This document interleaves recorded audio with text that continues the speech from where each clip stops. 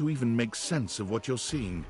A dreadful figure, wreathed in black, with what seems to be the suggestion of a horse's head. It has a multitude of eyes where they shouldn't be, and teeth that decorate what would be the belly and hips on a human figure. But it's not the monstrous anatomy that freaks you out the most. It's that lizard brain feeling of fear the figure inspires in you. You want to run, but by some miracle, you don't.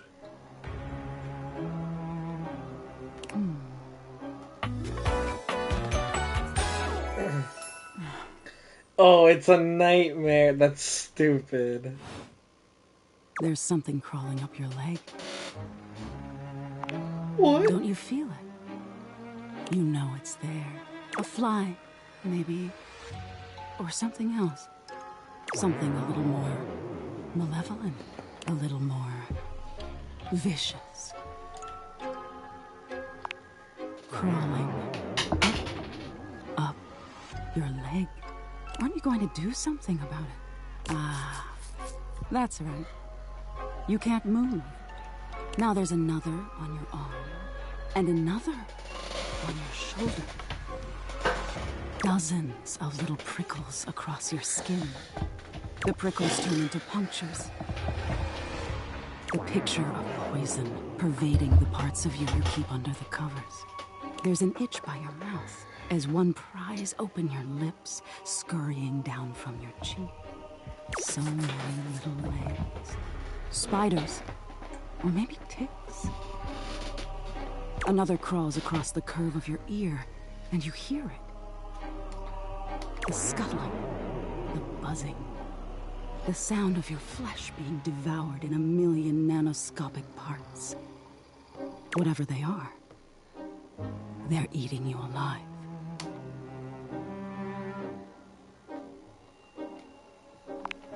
Trying to put up a tough front, huh? No matter. I'll find out what scares you. In any case, it was simply delightful to meet you. And neither are you. Until next time.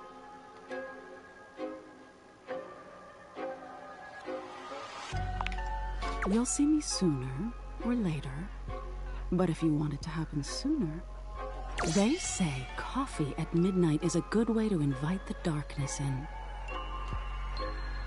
Sleep with one eye open.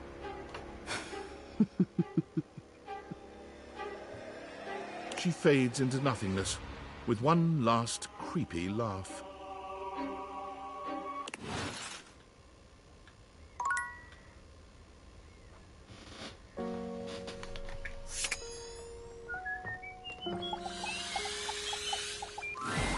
What would you like to do? I'll take those brundles. Pull me, baby! 1, 2, 3. You got the cup. With this, all of your spec stats have... If you collect 100 common boots of true presence, sure. What would you like to do? I'll take those brundles. Pull me! 1, 2, 3. You got the cup. With this, all of your spec stats... If you collect 100 common boots of true... sure. What would you like to do? I'll take those brundles. Oh, me. 1, 2, 3. You got the epic gauntlets of stardom. The second one. Damn straight it is. You already have them, so your specs points don't raise just yet. Oh. I'm sure that extra 1 specs point has come in handy, though. Keep working at it. Once you have 100, you can fuse them I to need one 100! legendary cuirass of unwavering magnetism. You're lying. Good luck pulling power. What would you like to do? Ooh, you don't... Would you like to exchange money for brundles?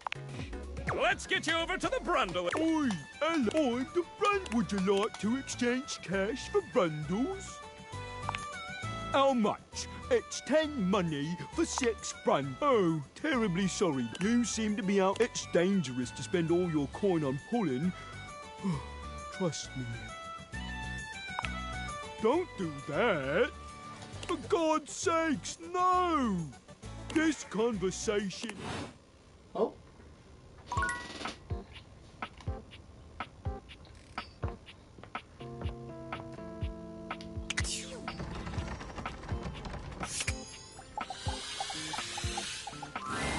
Locked.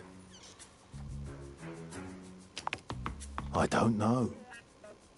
There was an old friend of mine who could always open me up, but he was put away sometime in the distant past.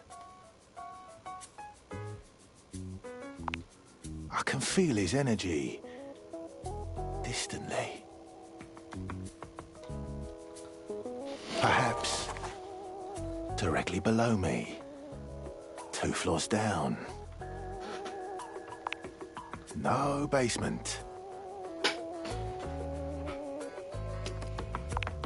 I try to keep my trap forms secret whenever possible, but perhaps you should know. Even I need to take a break once in a while and lie down. I've said too much.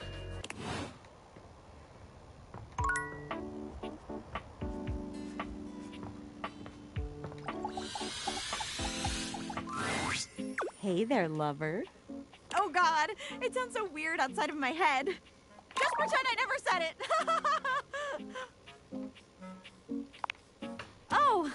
Oh, okay, good. Because that's what we are. Lovers. She shoots you 2 adorable, if awkward, finger guns. Pew pew, bang bang. Bye. One day you will teach her that love cannot be quite so awkward. But today is not that day.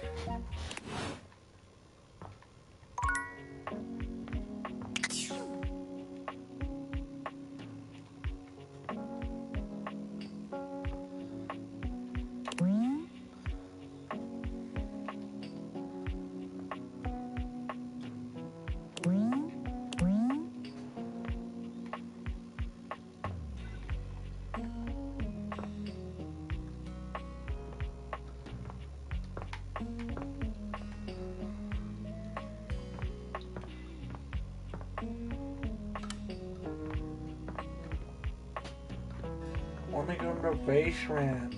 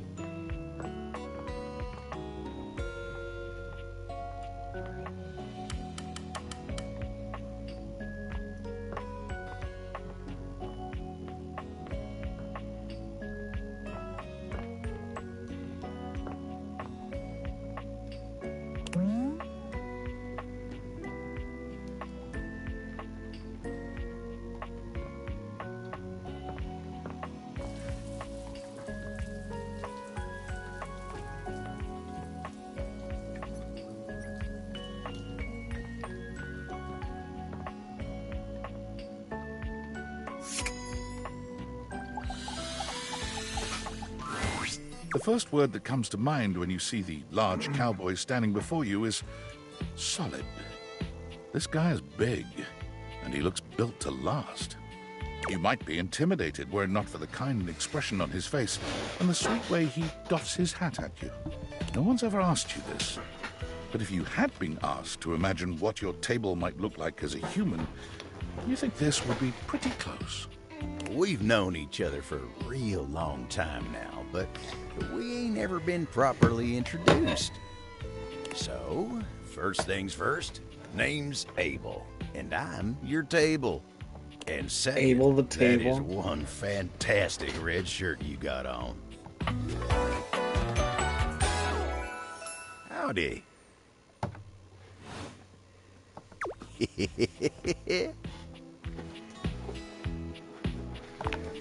I know it, but it sure is nice to hear it from you face to face like this. You know, it's a table. It's my job to hold things up all over the house. And I take my job real serious.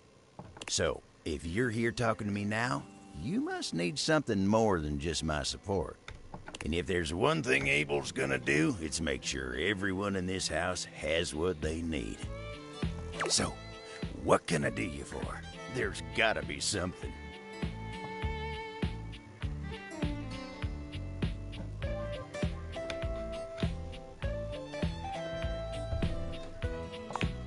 Oh, yeah? Well, Skylar told me you was getting to know everybody real good. Maybe looking to getting back into dating and all that? Dating, huh? Ooh-wee. Dating ain't really my area of expertise, you know. Me, personally, I never was one for casual stuff.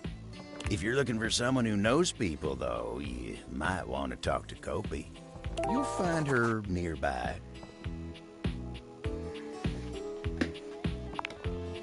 I guess you could say so. All that talking and whatnot, trying to fit each other's history into bite-sized portions. Oh, it just ain't my speed.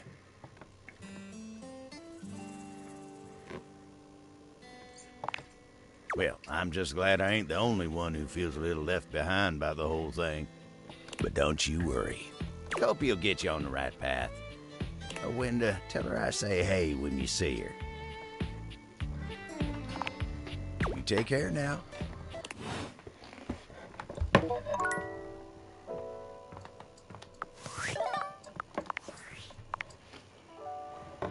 Well, well, well. If it isn't the Casa Casanova. Do you see what I did there? That's wordplay, baby.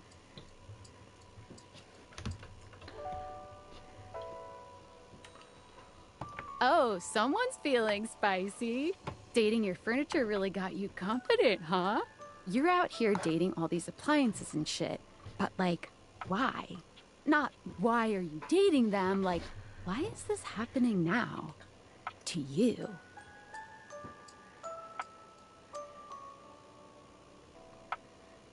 Oh, damn. Well, that's the why, but... So, like, where did the Dateviators come from? Like, what's the point of them? Who made them? And why? Tinfoil hat? Okay, this is some conspiracy shit. Your life is half political thriller, half harem anime.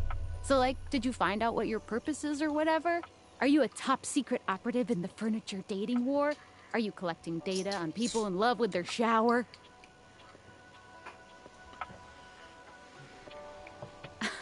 God, yeah. Oh well, guess we can just make up our own theories. Or maybe just enjoy the furniture dates for now.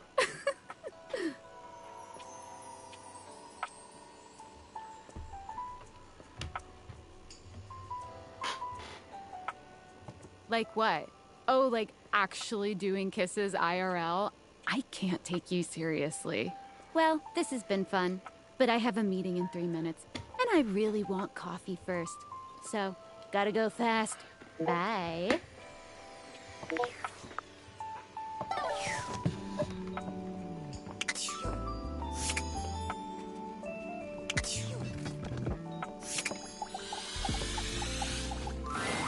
A charming barista grinds coffee in your kitchen, working so busily she doesn't even seem to notice you. You stand there for a good few minutes before she spies you, startled out of her intense focus. Oh, hi there.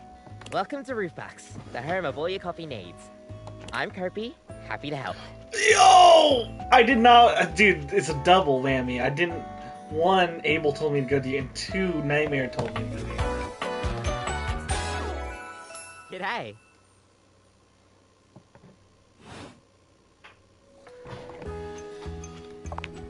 I, sure am. Here to make your day just a little bit brighter with a touch of coffee. Gosh, that never gets any less awkward to say. What can I get for you today?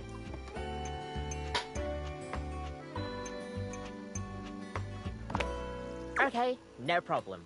One affogato? Order up. Kopi flies into action, assembling your drink order with speed and skill. All right. Here we go. One affogato. Enjoy. Is there anything you'd like to know about the affogato? Well, for fun coffee, the name certainly backs it up. In Italian, they call it affogato al caffè, which literally means drowned in coffee. So, affogato means drowned. That's the way it's made after all. Drown it in espresso.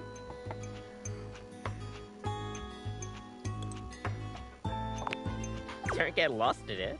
We'll see you next time.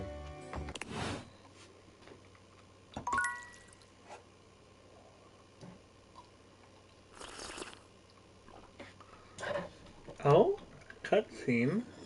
Never happens.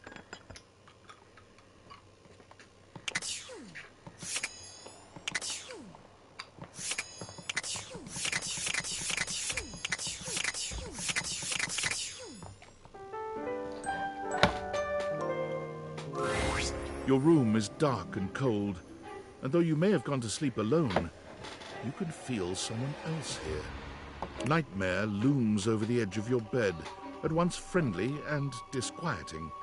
Is it you again? Ah, you're back. I've been contemplating what to show you this time. What may unsettle you? Get your blood pumping.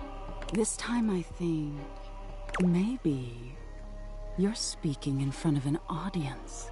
Oh, I love public... No, genuinely, I love public speaking. Is that scary alone? The thought of being vulnerable in front of so many Not people. really. Expecting eyes on you. Knowing if you misspeak even once, they won't respect you. They might not even like you. Or be able to stand you. I love Your it. words tumble out and you start mixing them up. You can feel your heartbeat in your ears. The spotlights on you make you start to sweat. Nope. You start to get your lips under control and the words start to flow the way you intended. Then your tongue presses against your front teeth and they give. One of your teeth slips out of your gum and down onto the podium in front of you. You stare in horror. You reach to pick it up, and then a canine tooth drops to your tongue. You let out a petrifying, guttural scream as your own teeth fall loose from your gums. A tickle in your throat makes you cough. The people in the audience gasp, retch, lean back, flee from their seats. You're coughing up more teeth. They come out of your mouth and into your hands bloody. Your mouth is just gums now. But the teeth, they're still coming. Tears prickle in your eyes. Then you realize you're a monster. The teeth clatter to the podium and...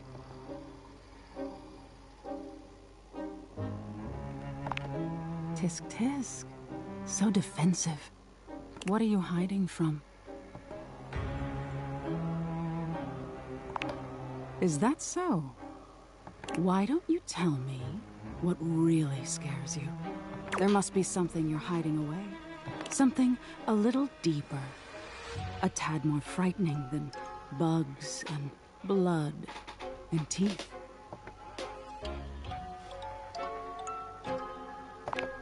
I can help you, dear. Do you really want to hold on to your insecurities so tightly? Don't you want to conquer your fears?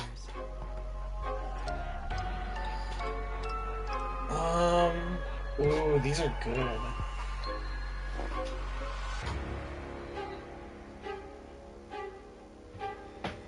I'm not as...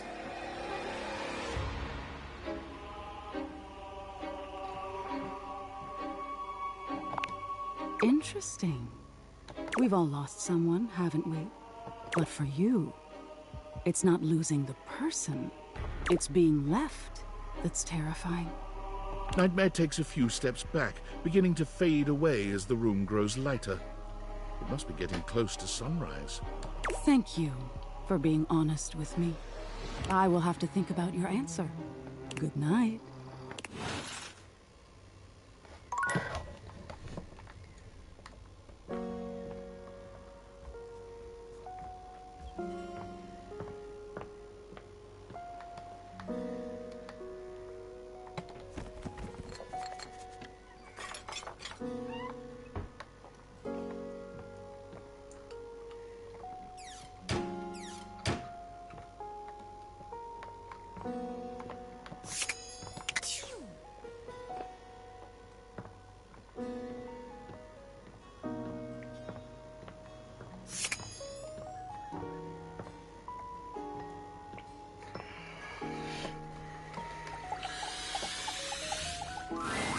Abel was friendly the last time you saw him, but he seems downright cheerful today.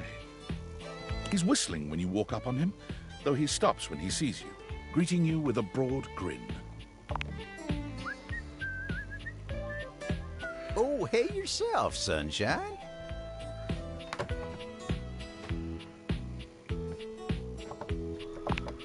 Oh, well, you know, sometimes a table just wants to feel heard. Had a long talk with Dasha before you got here. Dasha, the desk, you know? Real close to tables, but also real different world. Going over the finer points of lifting, supporting, and, you know, just the good old basics. It just feels nice to be understood, you know?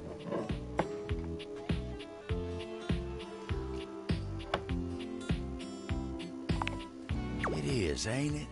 Lifting's no easy job. We got a lot of folks in this house who do a damn fine job at what it is they do. But how many people's job is it to lift? To make sure everyone's got what they need, to make sure they know they can rely on you day in and day out? It's a lonely lot in the life of a table. But I knew what the job was when I signed up. Semantics, pal, semantics. I know who I am and what I do. But sometimes you just wish someone knew exactly what in tarnation you're even thinking about without having to explain yourself. That's Dasha. You think so? Oh, well, shucks, I don't know. I'd hate to bother her. She's got a lot of lifting to do herself. I can't be distracting her from her very important job now. I'll consider it, yeah. Anyway, I can't take up much more of your time today talking about myself. Just remember what I said before, okay? I'm here if you need me. I will. You take care now.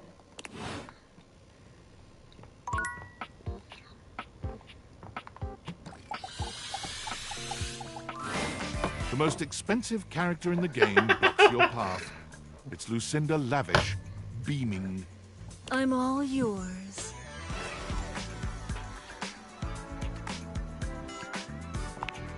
You are? Well, of course you are. But I'm always happy to have another acolyte. Because I am Lucinda Legendary. Oh my goodness.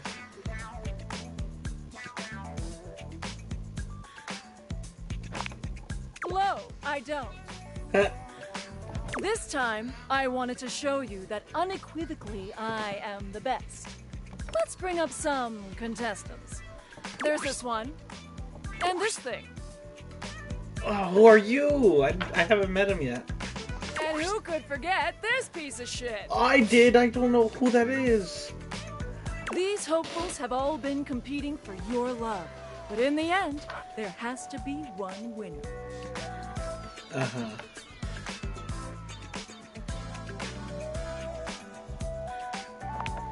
Sure, you can date them all, and they may say they love you. But in the end, you can only have one luminary lover. The winner is me, Lucinda Legendary, for Best Foreign Language Short Form Documentary. This award is given to a short-form documentary picture produced outside the United States with a predominantly non-English dialogue track.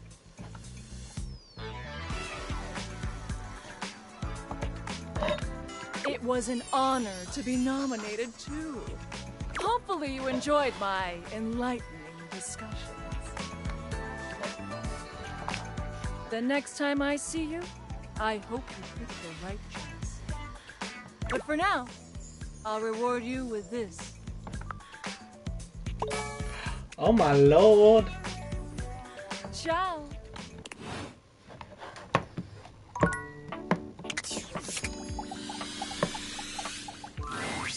Hey there, lover. Oh God, it sounds so weird. Just pretend I never said it. Oh, good. Sheesh. Pew, pew. One day you will teach her that...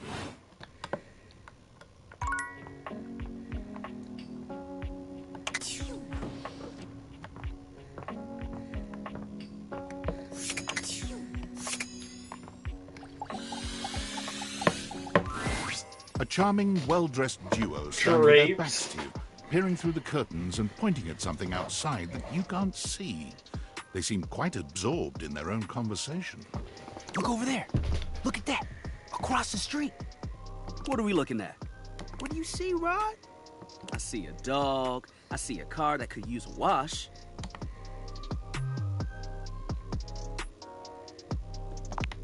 One of them turns to you, holding up a finger before turning back to his friend. Hi, 1 second. Now, why in the world do you think I would care a single thread about an unwashed car? I don't know what you want from life, Kurt. The shoes, my dude. The shoes. Oh, you were looking at the neighbor's shoes. Those are nice. Right? That's what I'm saying. Bruh. Hold on. Those are way better than those shoes we saw last week. Ain't that the truth? Only time I wish Wendelin would have fogged up. Those kicks could have kicked rocks.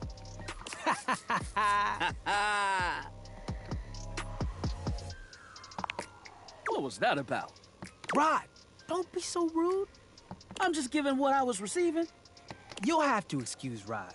His tact leaves a lot to be desired. There you go, talking about me like I'm not here. Nah, I'm talking about you so you can hear. There's a difference. See, that's why your seams are unfinished. My seams are unfinished? My seams are unfinished? Keep talking. See what happens. You ain't gonna do nothing. You love me too much. Yeah, okay. Don't say that too loud. Everyone else might start believing it. What? Why would you think that? Rod's my best friend. Kurt and I have been together forever. Yo, what up? I'm like his brother. But not my brother.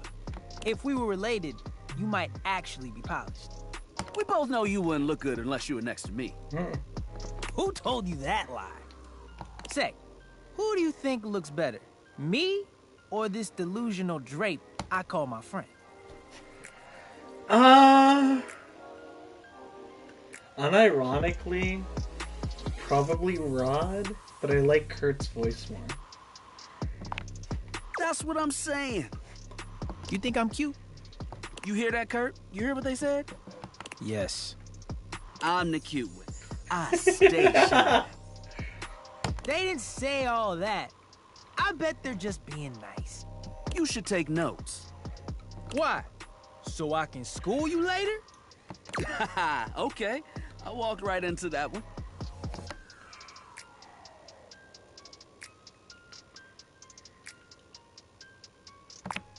Whoa! Okay, you can calm that down. We're just joking around. Joshing. Kidding. Poking fun. Most of the time. Sometimes I have to tell Rod about himself. Yeah, okay. You woke up on the wrong side of the pole today. You right. I woke up next to you.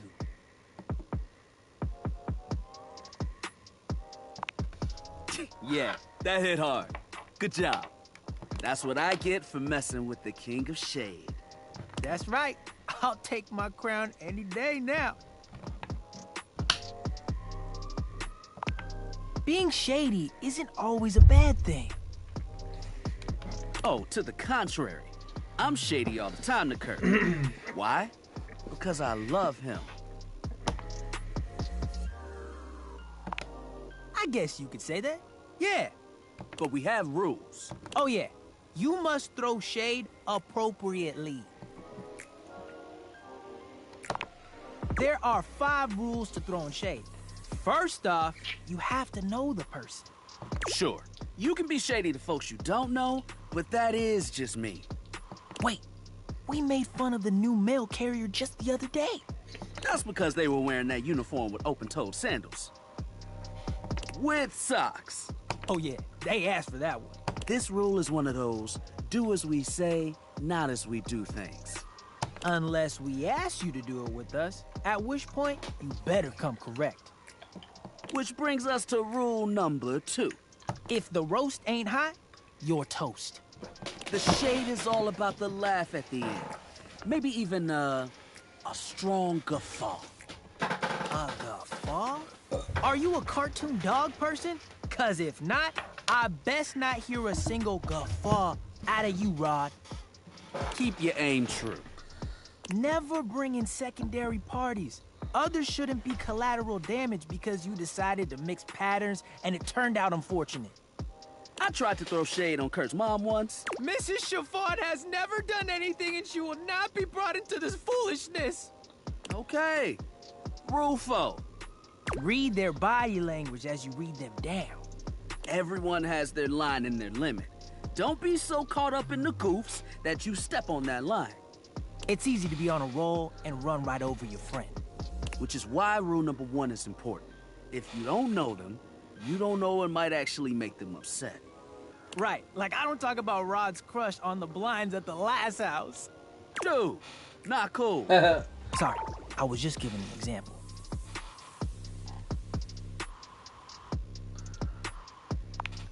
It's an art form. And there is one rule that you absolutely cannot break. Oh, yeah. The final rule. Rule 5 is... If someone you know starts throwing shade on your friend... You better prepare for war. It is your duty to fire back. Verbal warfare has begun. Do what you gotta do. And yeah, those are the rules of shade. You got them all?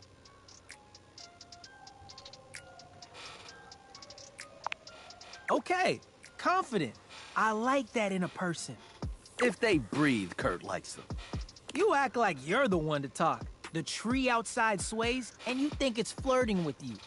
How can you not be charmed? Have you seen those branches?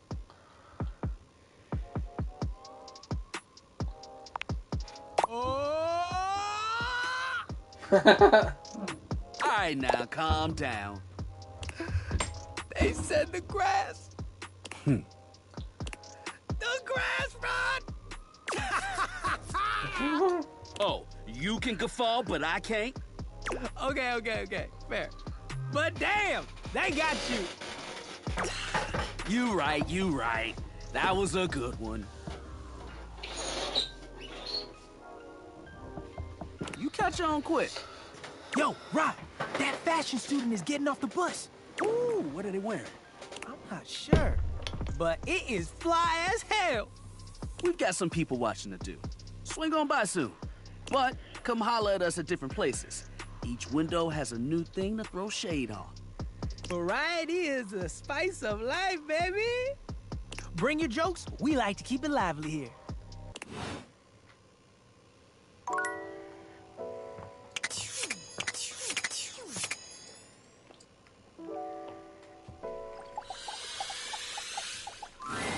Hello, sunshine. Abel? My sturdy cowboy. I've known Abel for some time now, and I'm not surprised he sent you to me. He's a solitary type, but if you asked, he'd give you the cloth off his table. Why, he holds up practically half the house without a word of complaint.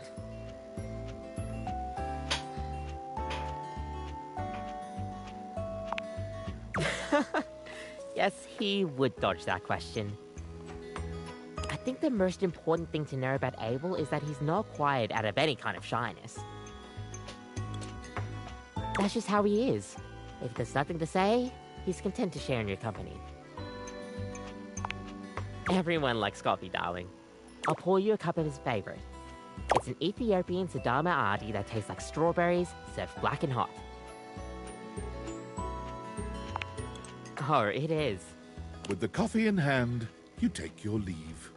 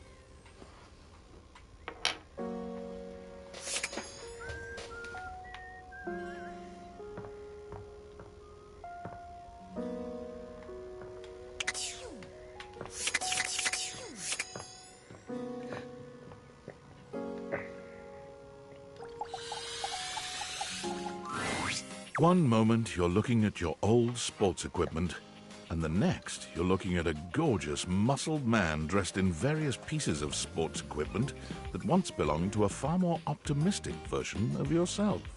As you watch this guy go through an entire squat routine, it's more than clear that, unlike you, this guy has never struggled to maintain an athletic routine. Mid-squat, he stops suddenly, bending down to peer at you through his legs. A handsome, smiling face, boxed in by thighs so thick and developed, you're rendered speechless for a few minutes. Oh, hey! He sets his weights down, standing up and beaming at you like you've just told him he's won the lottery. It's about time you made your way over here. I was starting to think you forgot about me.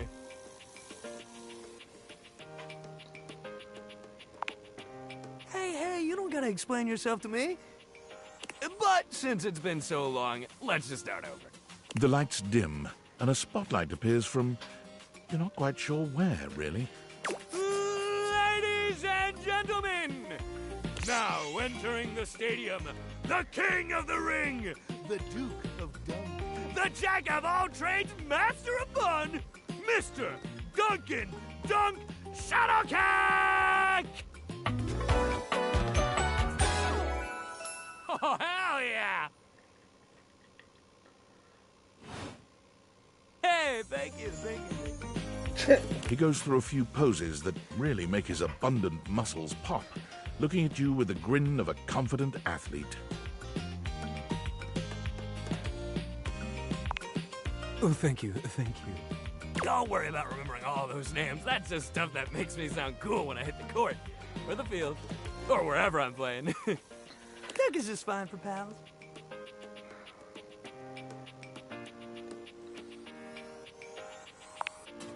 Totally! We might have just met, but strangers are all just friends you haven't met yet. Anyway, it's great to see you here finally. He grows very serious, placing a strong but gentle hand on your shoulder. What happened, man? How come you stayed away so long? Did someone ruin the joy of sports for you?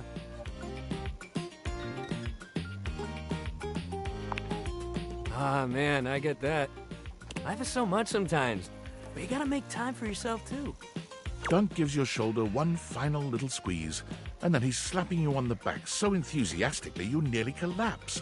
This fine hunk clearly does not know his own strength. Well, hey, no matter what happened before, you're here now.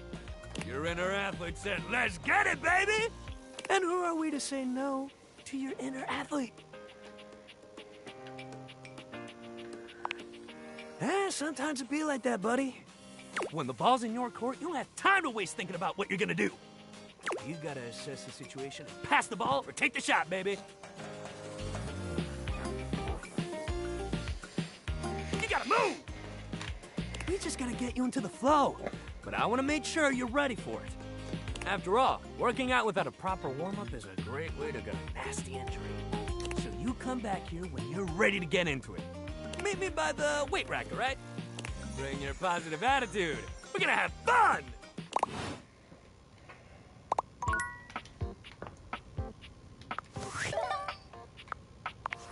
Valdivianites, it's David Most, your beloved CEO, with an important question. What do the following items have in common? Cellophane, eyeglasses, and bottled water. If you guessed they're all 15% off today only on Valdivian.com, you'd be absolutely correct. But even more importantly, they're all transparent. As your leader, I value transparency above all else, especially when the board of directors changes the locks on my office. Message received, Ian. With that spirit in mind, I need to share some difficult news with you today. I have not been entirely candid regarding my lost sunglasses. Firstly, the lost item was thankfully not my sunglasses. My sunglasses were handcrafted in Italy by blind artisans, are inlaid with conflict diamonds, and are locked in my safety deposit box. No, the missing item in question is actually a Valdivian prototype. And even more importantly, it's the only existing prototype of the amazing new gadget we're planning to launch for the Q4 Blissmas season. Unfortunately, the engineer who invented the prototype was a disgruntled former employee who destroyed the schematics before disappearing himself. So, as you can see, it is imperative that the glasses are found as quickly as possible. To that end, and after discussing it with the board, we are now prepared to offer a handsome reward for their expedient return. A $50 gift card to Valdivian.com.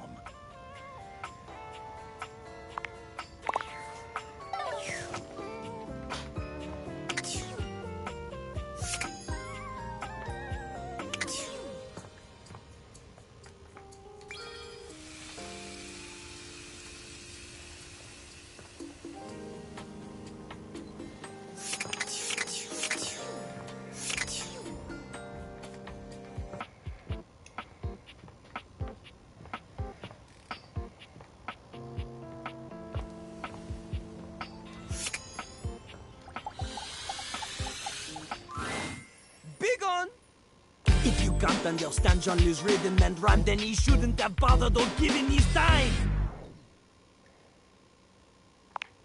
Another chance? Does Jean-Luc get another chance to keep the flow going after installation? Oh, mais oui, je me souviens. It flows on, plunged to a state beyond comprehension. So be it. One more chance. But this, she is the last one. Allons-y.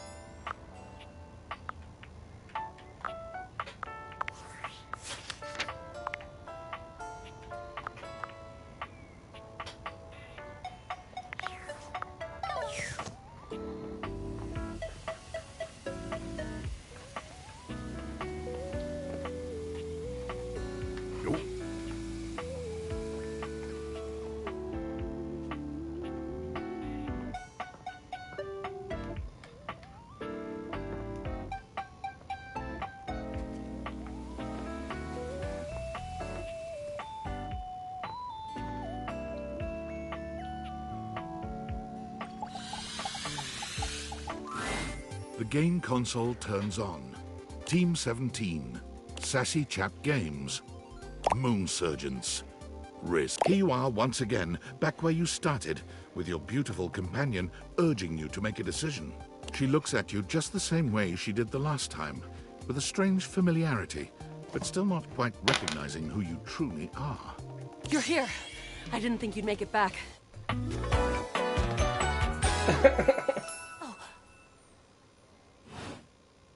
Which way do you want to go?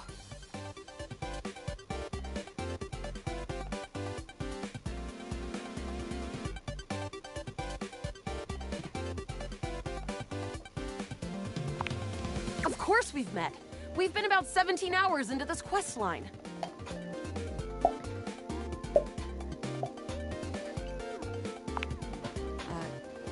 No.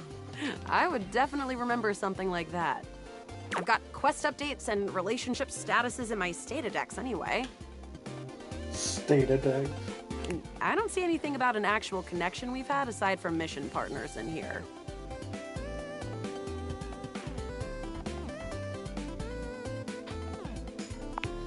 All right.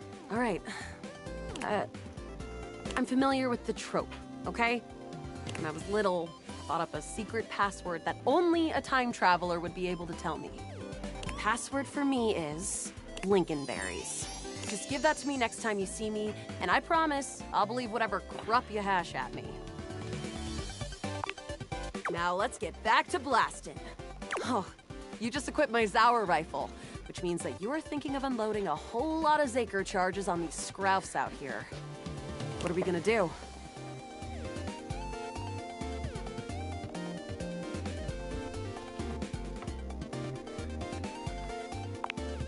Berserk!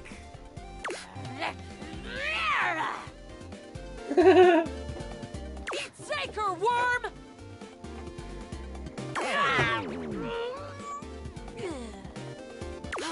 88 charges later, that's a whole lot of scruff carcasses.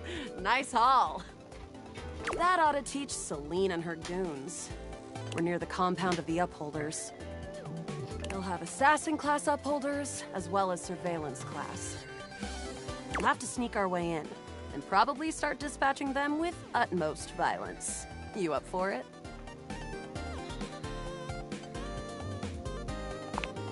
You're right.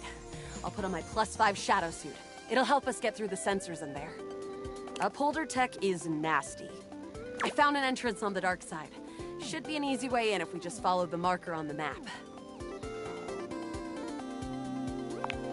After a short walk, you find yourself standing in front of a bullet-ridden metal door, way out in the middle of the cold, grey landscape. This is the entrance I've never seen anyone use. With my chalk-picking skills, we'll have this open in no time. Me? I'm your average member of the Resistance. Maybe above average. We fight against the Upholders who are determined to do everything in their power to druck everything up here on my homeworld.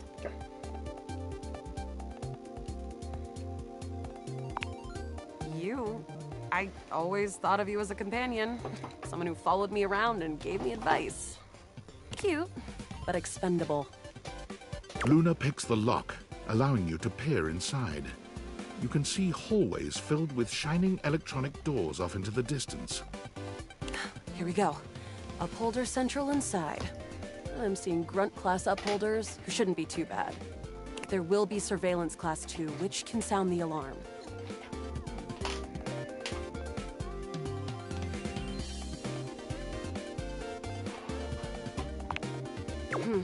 Just knowing that isn't enough to help.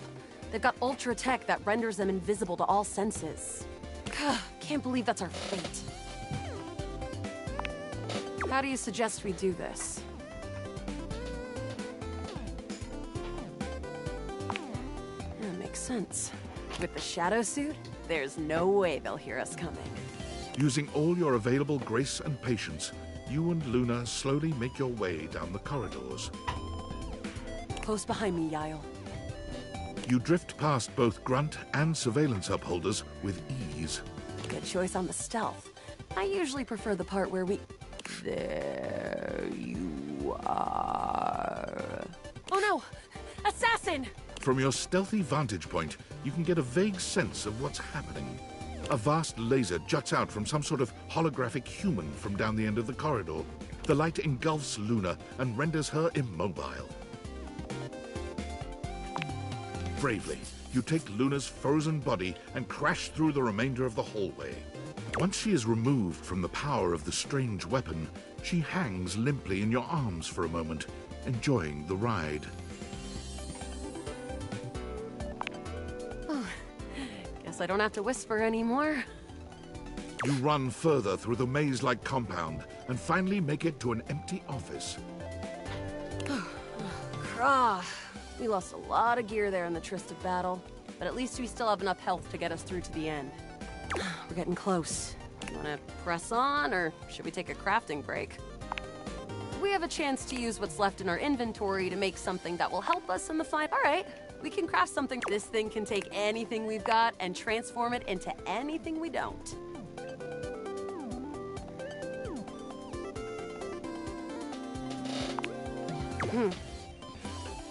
I'm not quite sure I believe you just yet, but noted.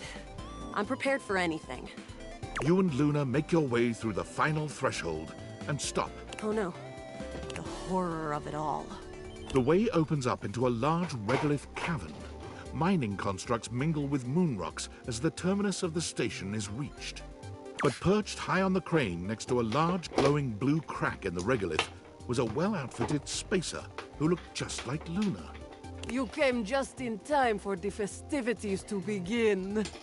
Celine Moonrise, prepare to die! Luna, you'll never take Crescentia's power.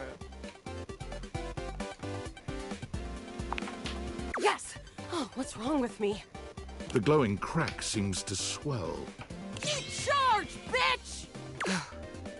The blue deposit of moonrock erupts, and from the crack, a monstrous creature bursts forth.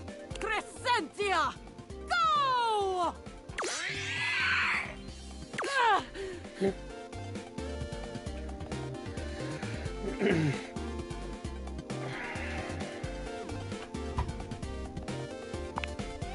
Take this!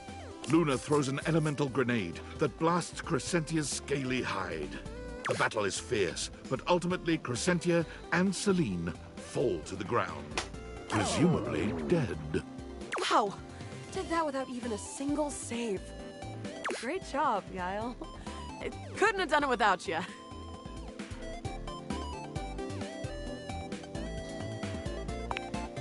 Well, I'd love to be friends with you. Even though it can be dangerous out there in Novaya Moskva, having a real friend by your side means you keep your KD ratio way down. Well, come back anytime and let's play again.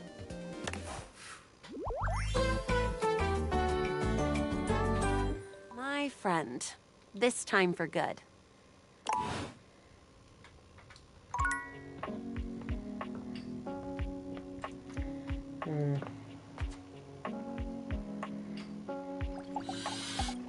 Air fryer?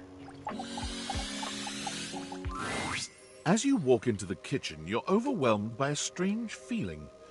It's sort of like being watched, but it's more than that.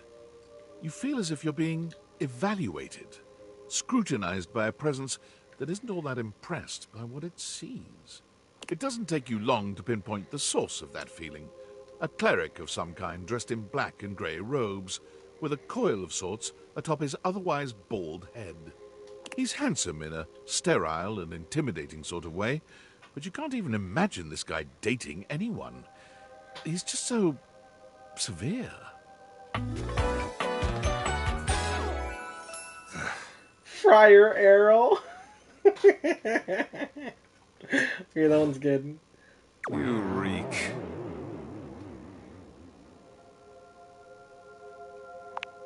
Spiritually. You gesture to his bald, shining head. I don't have a clue what you mean, nor do I care. My physical appearance is of little consequence. It is only my soul that will ascend to the heavenly kitchen. He ignores you. You reek of sin and grease. I feel as if I have been bathed in oil simply looking at you.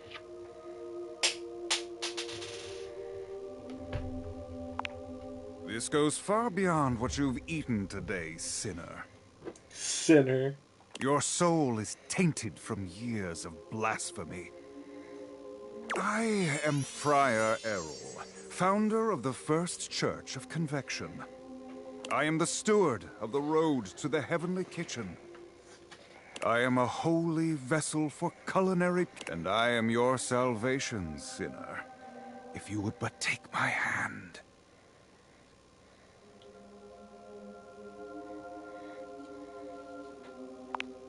It is quite simple. First, you are to confess your sins to me, the steward of your culinary soul. Second, you are to help spread the gospel of convection to any as yet unsaved. And finally, you are to keep your soul pure and free of oils and impure heat. The path to the heavenly kitchen is blessedly simple and attainable, even for those as impure as you. Is our Lord not most generous?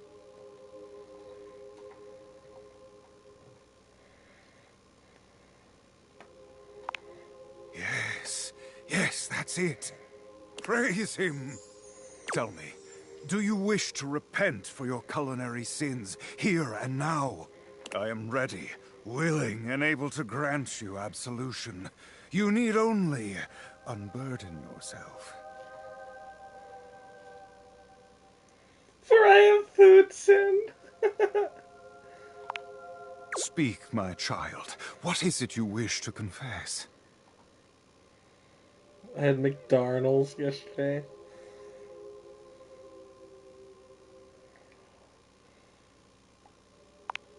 Sweet Lord in his heavenly kitchen, you truly are in dire need of my help.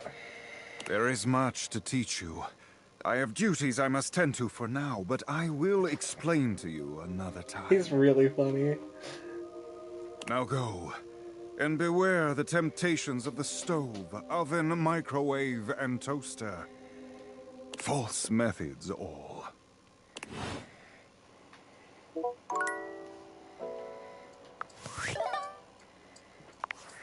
It's me. Were you followed? Is this signal encrypted? It'll have to do. Listen, I've been giving more thought to our previous conversation about the ethical implications of transforming inanimate objects into humans, and I've come to a realization. It's honestly not up to us whether an object should become human. It's up to the object. And if an... I did discover one other interesting piece to all this. After analyzing the data, it appears that certain objects can only become human if the Dateviator user possesses the necessary personality traits. I'm not sure why. I theorize it's because certain character attributes emit an energy vibration on the same resonant frequency as the molecules of a particular inanimate object. But in all honesty, it's likely a mystery that science will never solve. That science will never solve. Regardless, I was able to discover which personality traits seem to resonate with each inanimate object, and I've uploaded that data into the Dateviators. I've labeled it Realization Recipes. You should be able to access those files now. I'm so sorry, but there's no time. Valdivian's goons were closing in, so I was forced to flee to a country in South America to avoid detection. And my cell carrier's overseas data plan is very limited. Seriously? 10 megabytes a day? I can barely send a GIF. What a joke! Remember, check the Dateviators for the Realization Recipes.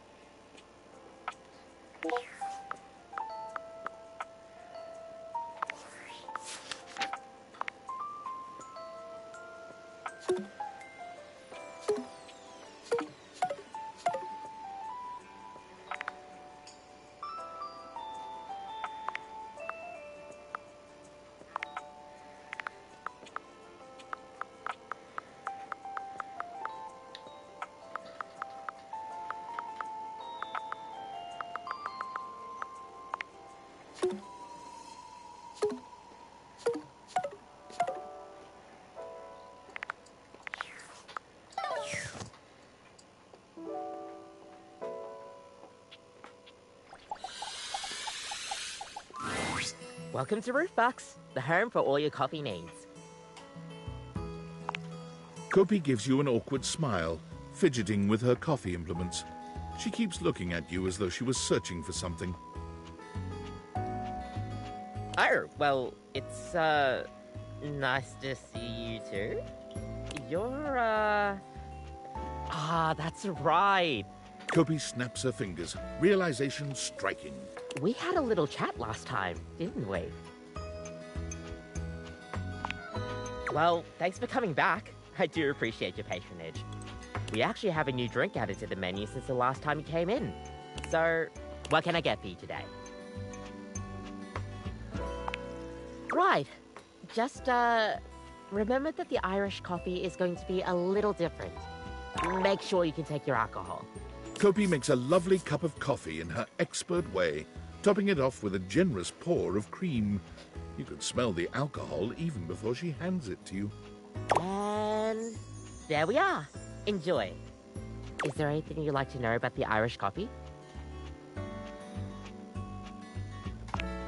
Well, it's just how it's made. You really need to use Irish whiskey. Any other alcohol won't really work. Irish whiskey is more smooth and has sort of a hint of vanilla in it. That really makes the coffee shine through. I mean, you could try, but don't let any Irish people hear you. We'll see you next time.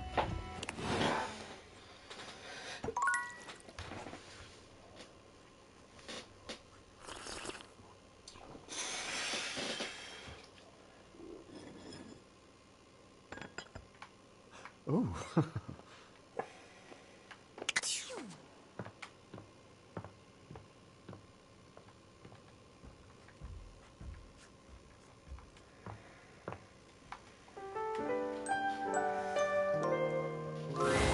You've come to expect Nightmare's unsettling presence, but there's no getting used to the shivers her gaze sends down your spine. She doesn't even bother greeting you this time, launching into your nightmare with no fanfare whatsoever. There's a house across the street from yours. There are many houses on your street, but the one across from yours, it's identical. In every way. Even down to the 2 rocking chairs out front on the porch. You're sitting in the rocking chair, staring at your neighbor's house across the street. You realize you don't even remember when the house got there. You don't remember anyone moving in. But it's a beautiful day to be sitting outside, so you try to relax. You lean your head back and rock gently, basking in the warm day. You're not sure how much time has passed when you hear the front door across the street open. Your eyes snap open, and you look to see who's come out. The occupant looks happy, humming something to themselves as they sit on one of the chairs and relax. It doesn't seem like they see you, or at least when you make eye contact. They don't make any motion of acknowledgement.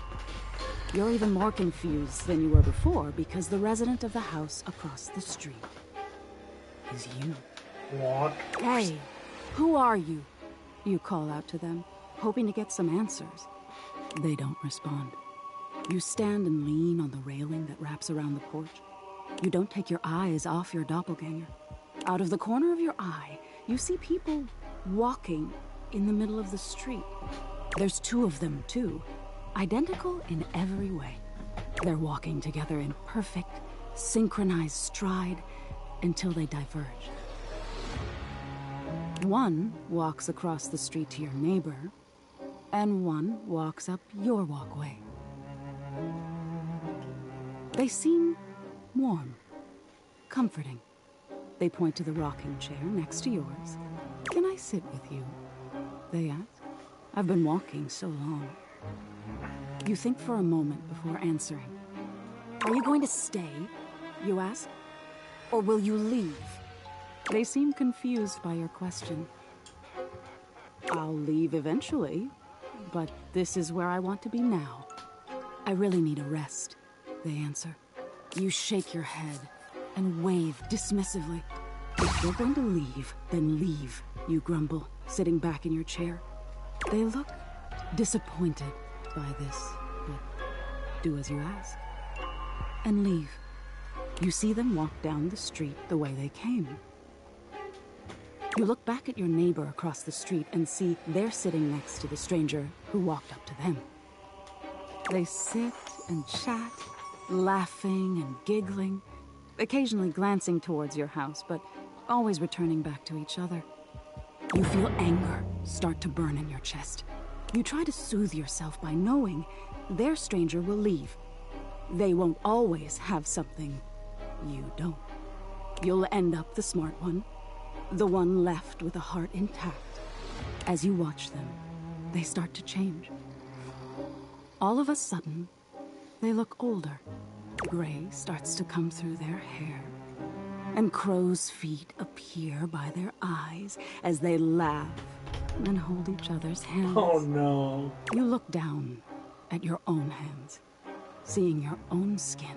No, no, you say to no one. Wait, wait. You feel your strength drain and your heart slow. You start to claw at your skin, at your clothes, at your thinning hair. Looking back to your neighbors, they still look at peace. The stranger's form relaxes and eventually turns to dust. Your doppelganger looks bittersweet. They place their hand on the rocking chair their love was once in. Then they look across the street at you. They see you now. For the first time, and they smile at you. You look down as your finger falls off your palm. Your body starts to violently disintegrate. Dang. In chunks instead of dust. No, stop! You scream. But it comes out hoarse and broken. I didn't mean it. You feel something strange in your neck and a sickening crack. Your head tumbling to the porch. Your body breaks into pieces as it falls to the ground. Even detached from your neck, you can see your doppelganger neighbor on their porch. They don't fight it. Their body just slowly stops existing. They don't need any more time here. Dang. They got the love they were waiting for. Even if their love left before they did, it was still love.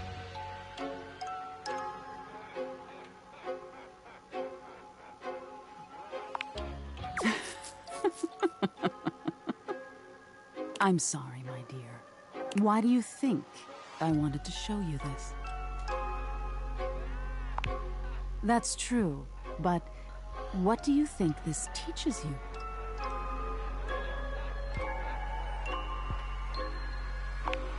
That's exactly it. Being open to love is such a vulnerability. But isn't it worth it to be known and love? We'll always be alone at the end of the day. We can't change that. But we can decide whether we've been known and loved. Now get some rest. You deserve it.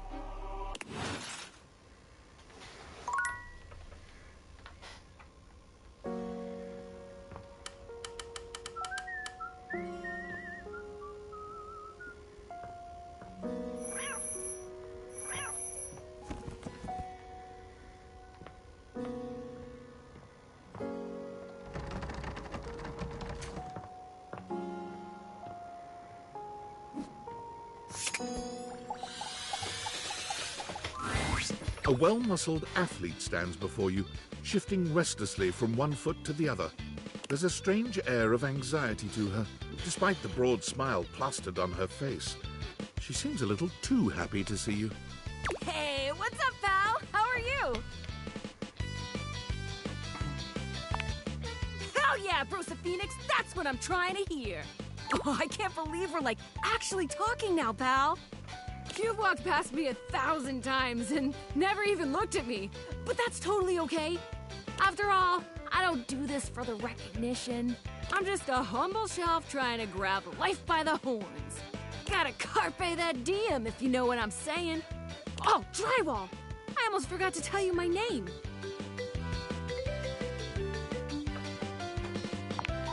Of course you were! Like the other day when you spent 7 hours on the couch looking at your phone. You must have been crazy busy. I totally get it, Brozone. The name's Shelly. I'm your shelves. Yo! It's my job to hold your stuff up with my amazing muscles. I really enjoy doing it!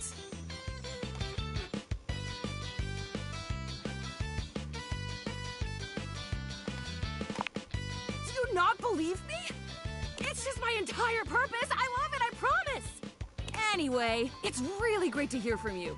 This experience is 100% aligning with my years-long fantasy of meeting you. I've never truly been happier!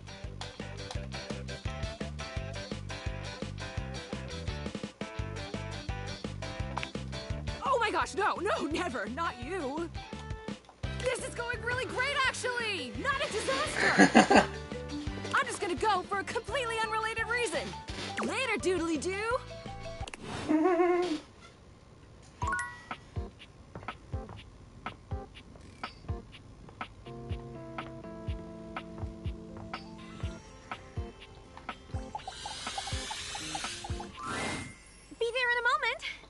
The floor? An utterly charming secretary hurries into view, giving you an apologetic nod.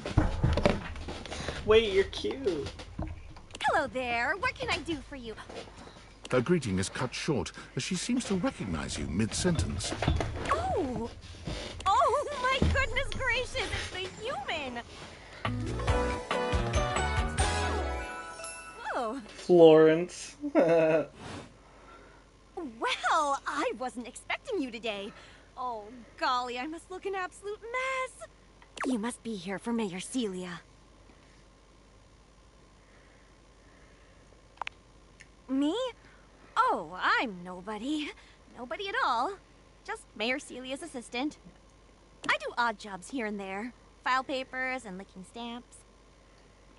The mayor's up in her office doing the real work. Whole line of folks lined up outside her door now. I could pencil you in for an appointment, if you'd like.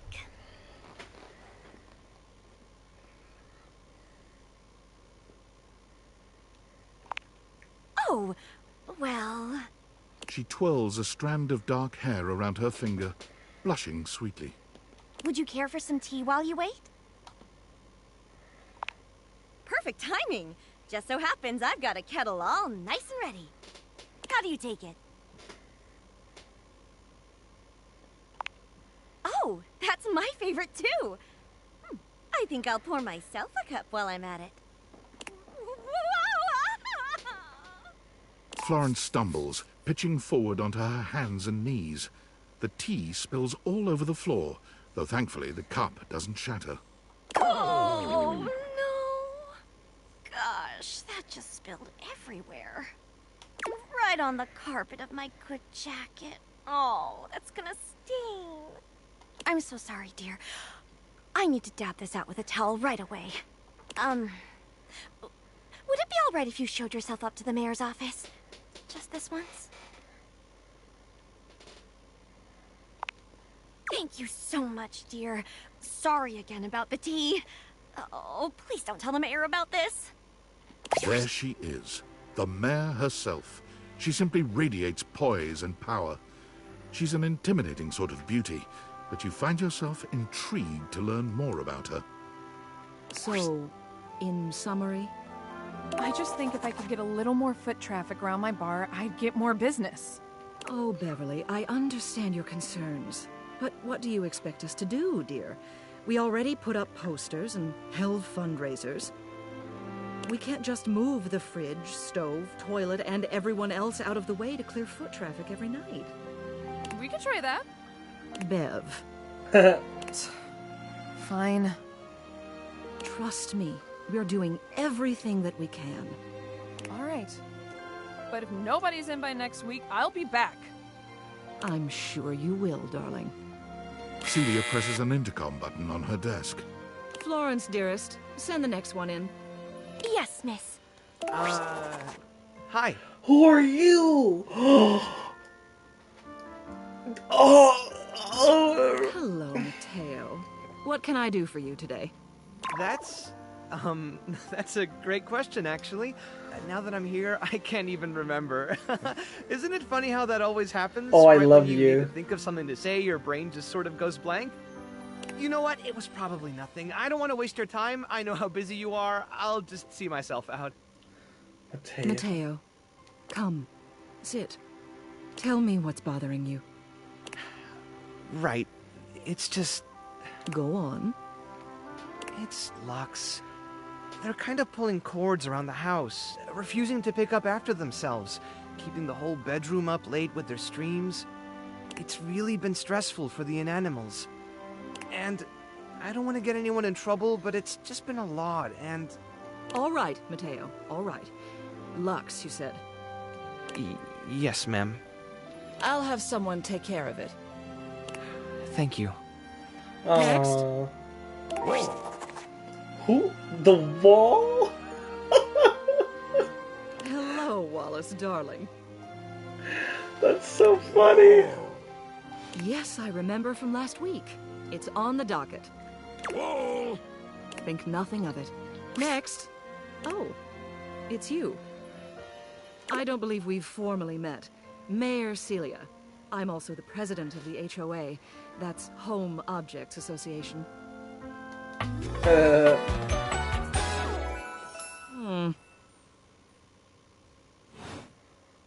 Here's my card, but really all you ever need to do if you need me is to simply look up.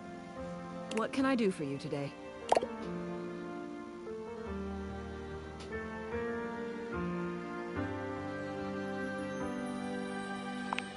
Well then, hello.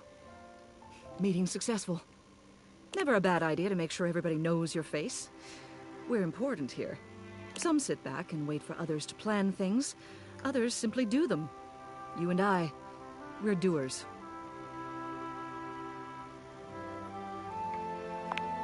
I've seen you zipping back and forth around the house, running here and there. You seem like a reliable sort. I wonder if I might ask you a favor. It's about my assistant, Florence. She is an absolute dear, although sometimes I fear it gets her into trouble. She's such a kind thing, but that means she lets people walk all over her. Sometimes I worry the wrong sort might be taking advantage of her. People walk all over her. That's too...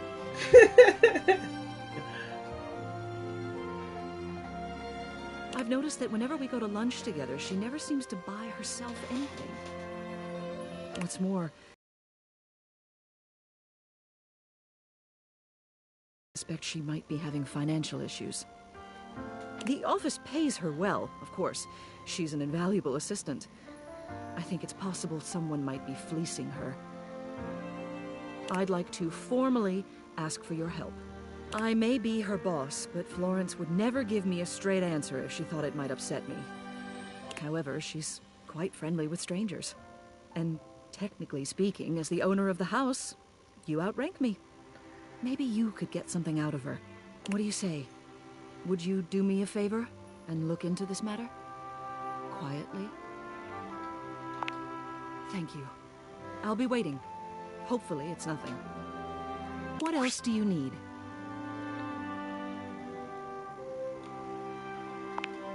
She's the most dedicated secretary I've ever worked with. She would do anything for this office. Unfortunately, the dear can be a little down on herself. Not much in the way of self-confidence. It's a shame, really. She's totally unaware of her own natural charms.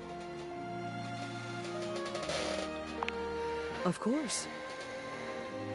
She's a hard worker, and she gets along with absolutely everybody. She's never in the spotlight, but she makes every room she's in better, like foil next to a diamond. The objects who come into my office to lodge complaints would be in a much worse mood if she weren't there to take the edge off them. And, speaking personally, I'd enjoy my work much less if I didn't get to see her smiling face in the office every morning. It's a tragedy she doesn't see herself the same way. What else do you need? You have done so. Keep well.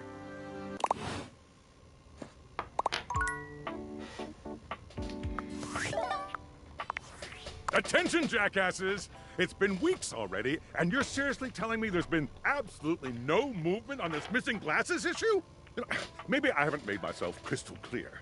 Nothing else matters. You get me? Your expense reports, corporate retreats, PowerPoint presentations, I don't care about any of it. This is your one and only priority. You find me those glasses if you gotta burn this whole worthless rat trap down to the foundation, and do it now! Secretary Dawson at the Pentagon is breathing down my neck, and his breath stinks like flaming garbage. You think shareholders are bad to piss off?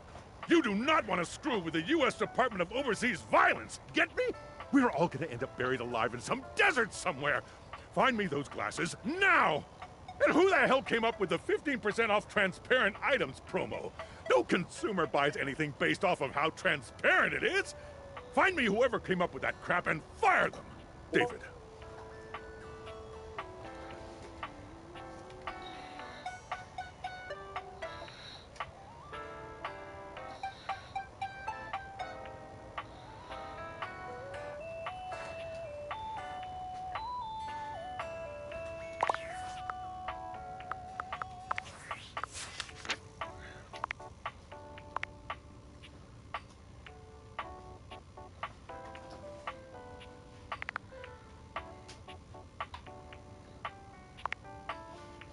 Volume control.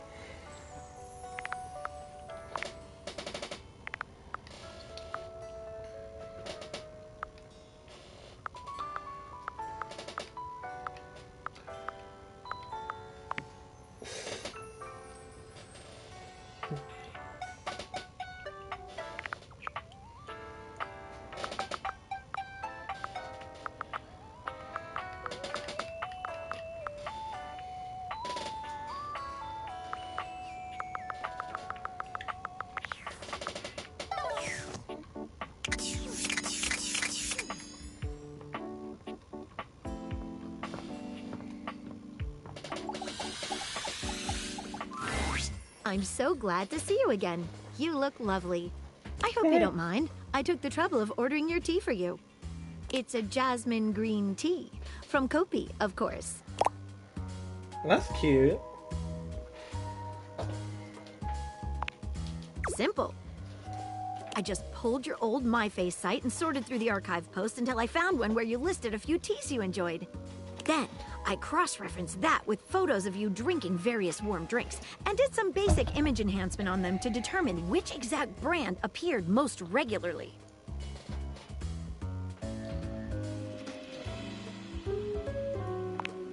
Oh, nothing fancy.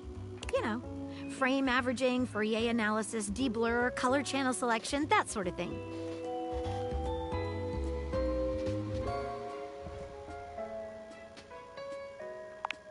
Is it?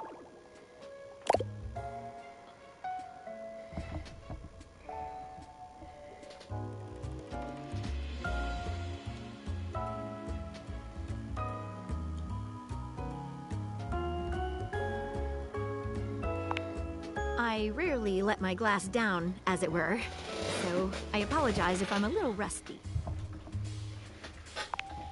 The way you gave yourself to that last mystery.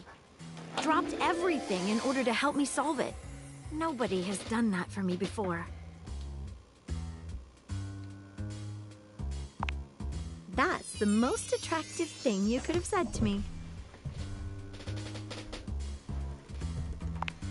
Oof, my heart.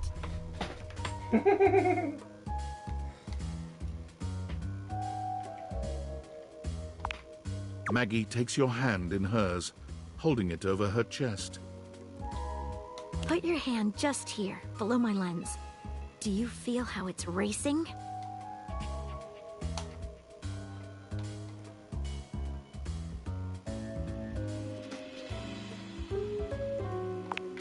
Wait, before we start this, there's something that's been bothering me. I hope you won't laugh, but it's another case. It has recently come to my attention that there is a counterfeit object in the house. Rumors have been circulating about it for a while. At first, I wasn't sure there was anything to them. After all, rumors can be nothing more than loose talk.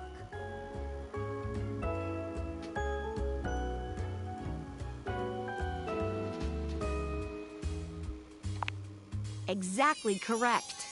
The only problem is, the rumors are coming from all over the place, and I can't make heads or tails of where they came from. Well, I'd say we could bring in some witnesses.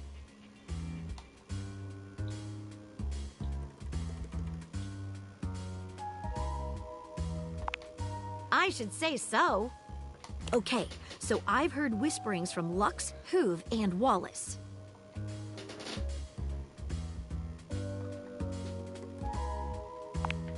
Who should we talk to first?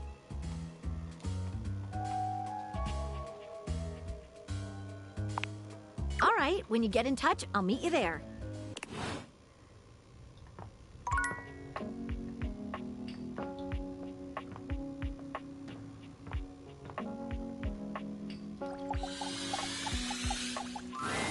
You find Lux fiddling with a tripod, but they're quick to straighten up and look entirely unbothered when they see you approaching. You can feel them turn on, a tangible shift in their energy. What's up, bitches and bros?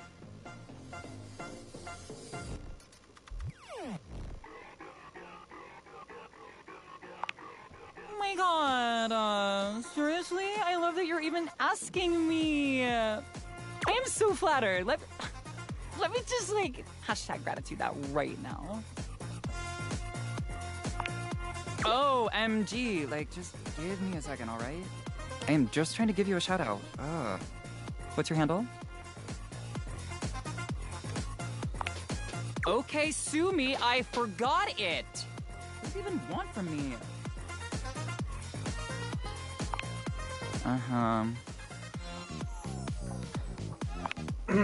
House?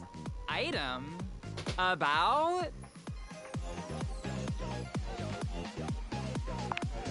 I never thought that you would even freaking ask me that. And I even have an answer. So, like, don't we love this for me? Let me just set up my camera so we can film the answer.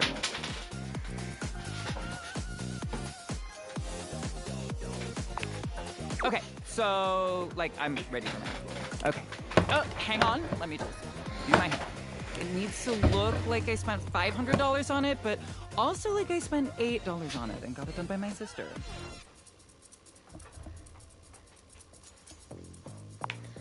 Lux! What have you heard about a counterfeit item? And who have you heard it from? Answer me before I back my lens off, turn your light into a narrow beam, and singe you with it! Please, and thank you. I heard that one of the dishes was a counterfeit. I heard it from Sephiroth.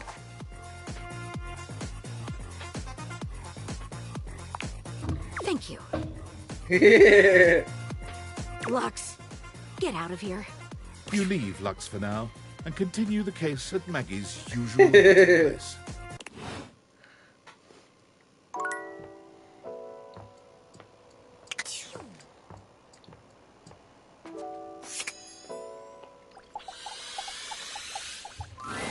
Welcome to Roofbox, the home for all your coffee needs. As she speaks to you, Kopi adds the finishing touches to a drink on the counter that better resembles a milkshake than a cup of coffee.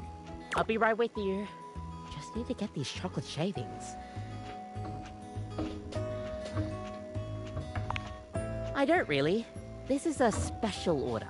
A drink like this is basically a coffee-flavored dessert. I think there's much better ways to get people into coffee without doing all this. But it's for everyone's sanity that I do this, so one little chip off my integrity won't kill me, I guess. A chill comes over the room. Kopi looks somewhere behind you, perking up and putting on her best customer service voice. Welcome to Roofbox, the home for all your coffee needs. Shh! Too loud. Friar Errol has arrived, and he looks positively dreadful. You've never seen him look so tired. Sorry, Friar. Too loud, child.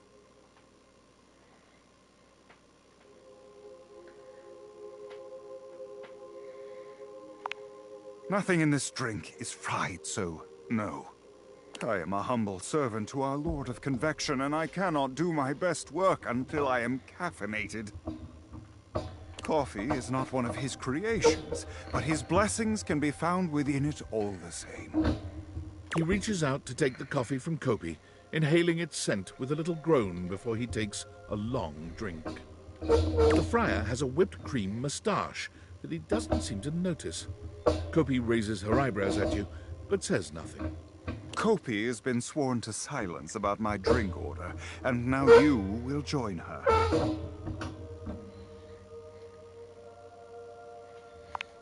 Embarrassed? No. My work is too important to be jeopardized by distractions like being mocked for my delicious drink order. Anyone with sense will know that just because my drink is luxurious does not mean I indulge myself in truly dangerous, sinful temptations. But my flock is easily confused, and it is best to spare them such things. So you will keep this secret. He turns on his heel and walks off without another word, sipping at his drink with another strange little groan. See what I mean? Just easier to make a quorum than trying to get him to relax a little. You know, I've got this really great roast you ought to try. And if you want something sweeter, I've got some leftover chocolate shavings. What can I get for you today? Sure thing. One latte coming right up. Kopi gets to work, grinding and pouring and mixing with an impressive speed. And voila! One latte just for you. Hope you like it. Is there anything you'd like to know about the latte?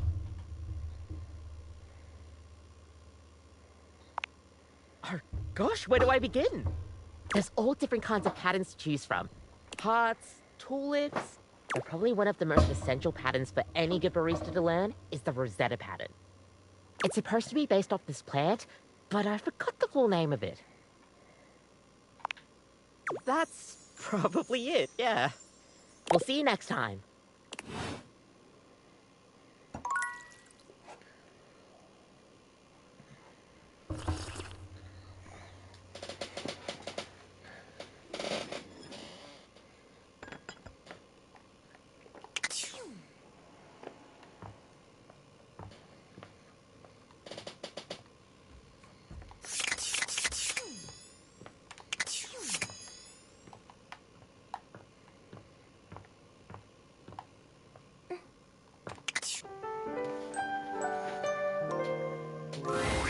Last time, Nightmare just launched right into an unpleasant dream she prepared for you.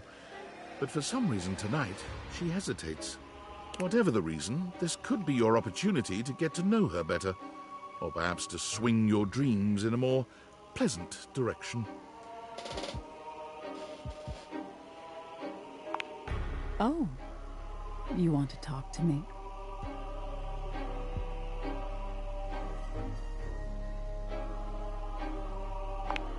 Oh, well, sure. I guess we could for a little while. We've been talking about fear, and what your fears mean to you. Would you like to talk about more of your fears?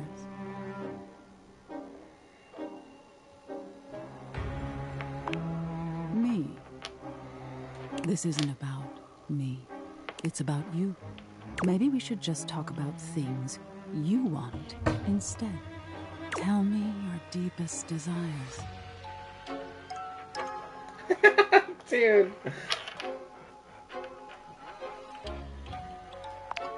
I can't always make sense of everything in your mind.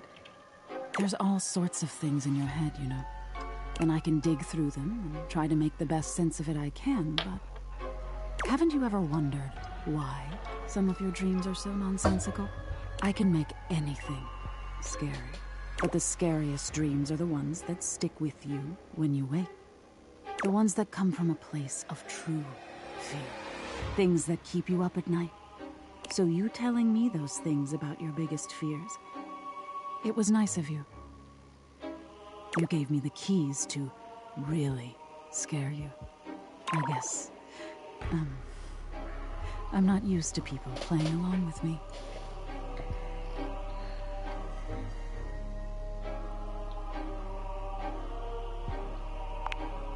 Few do, unfortunately.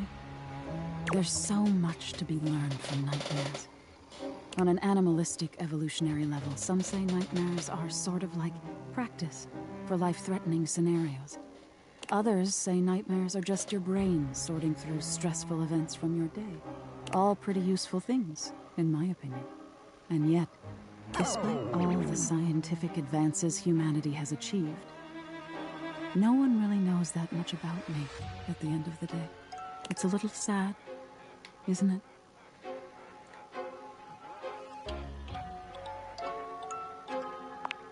I wish they would too. Can you imagine how much better the world would be if people actually paid attention to the messages in their dreams? Nightmare looks past you at something you can't see. Oh no. Look at the time. We've been talking so long. If I don't get started now, we won't have time to finish. You hear something dripping. Drip. Drip. Drip. You look up at the ceiling, then. Nightmare serves you some unpleasant imagery, but it's just not quite up to her usual standard. Something about her seems off her game. What could have happened? Perhaps you can ask her about it another night.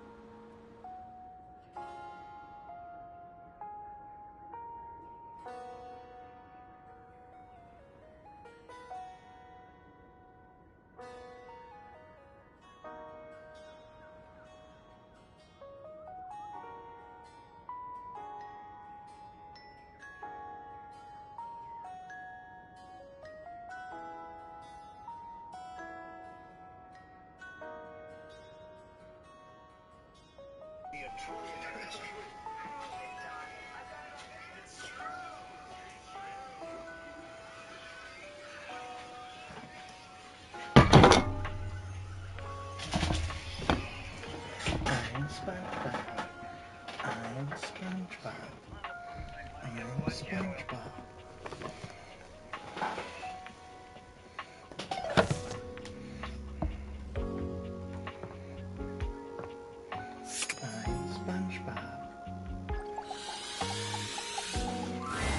Thanks for coming back. The case continues. Okay, who should we talk to next?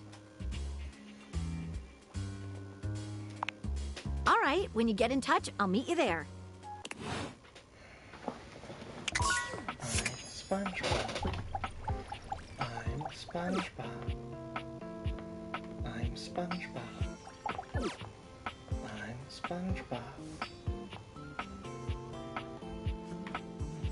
I'm SpongeBob. How does one even describe a warrior like this? A veritable, well, wall of muscle stands before you. It's almost comforting to know the walls of your house are this solid. Wall, wall, wall, wall, wall, wall. Wall.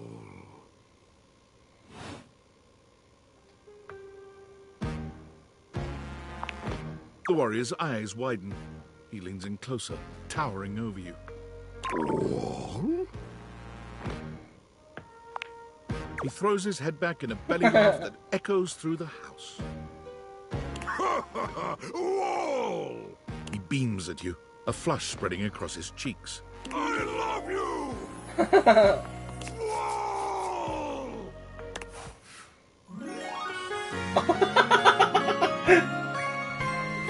I got it that fast. Dude, I just got back from my shower.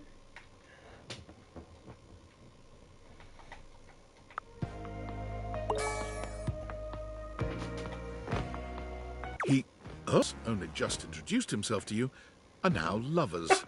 His gaze, all heart beats only for you. You live happily ever after. Yes.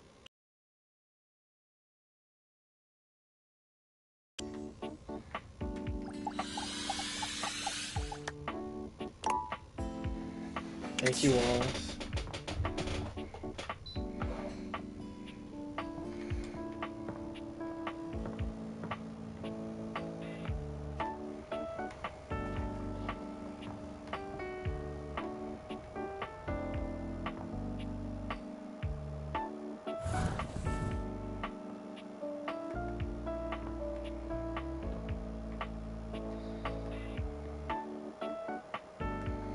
I want to know where Matt is.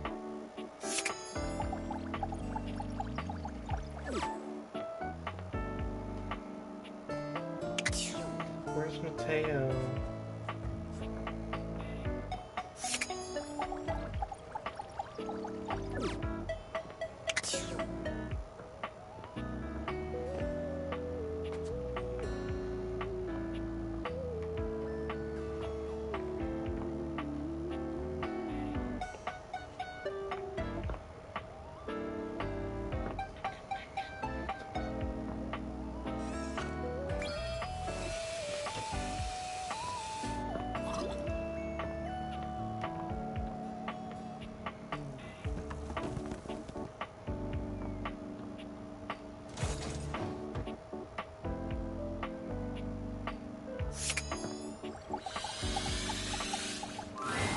Upon reflection, it makes sense that your desk is as muscled and sturdy as she appears to you here now.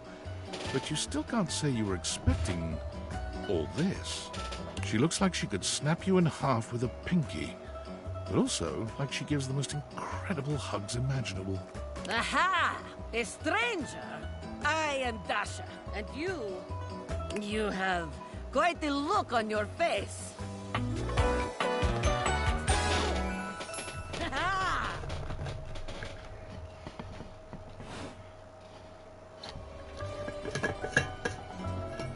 Can you pick me up? Muscled from head to toe?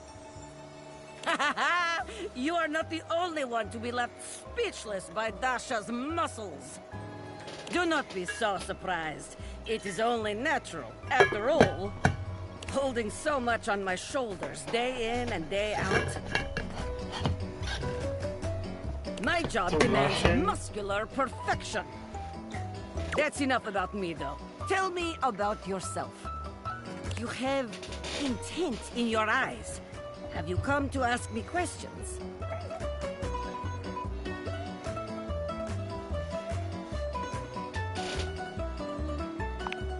I see much here through the day. I have become very good at reading people. Your eyes might as well be question marks. But listen to me go on. Speak, friend. And you have come to Dasha to help you do this, yes? You have come to the right place. Tell me more.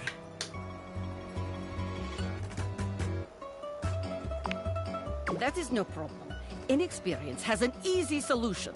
Experience. Experience! It'll get you sorted out in no time. This is the spirit. You are winning already. Pretend that I am the one who makes your heart flutter.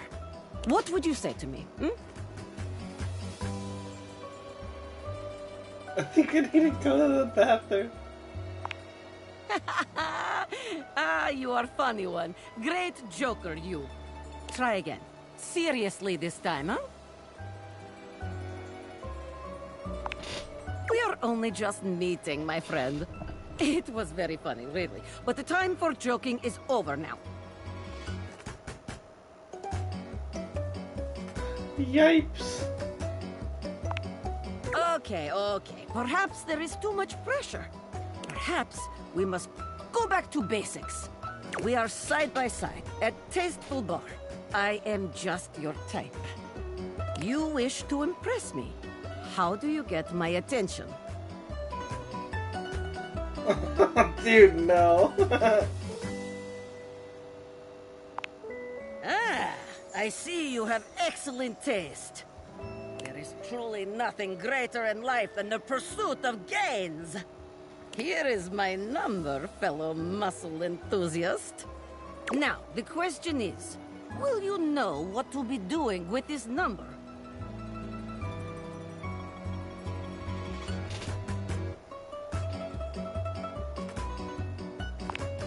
Yes! Tasteful, classy, excellent. Excellent work today. Come meet me another time if you wish to continue your lessons. I have much work to do, but I have enjoyed our time together here. See you next time.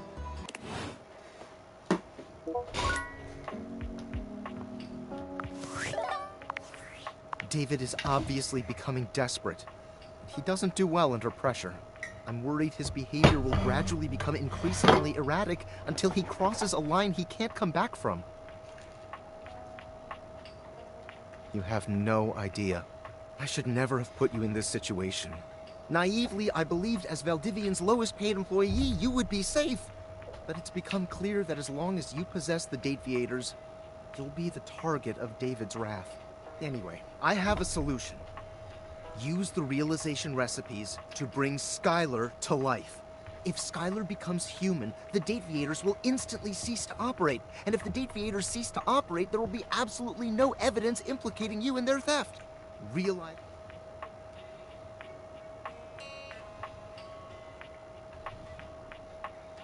I'm afraid there's just no time to explain. You see, I forgot to charge my phone's battery last night, and now I'm at 2%. But remember, realize Skylar ASAP.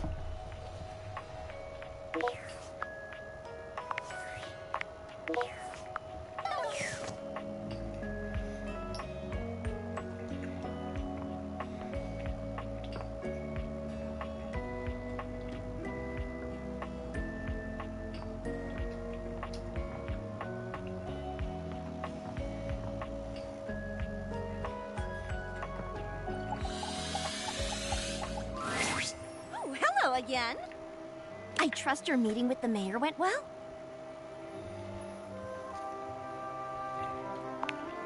Wonderful! Anything else I can help you with while you're here?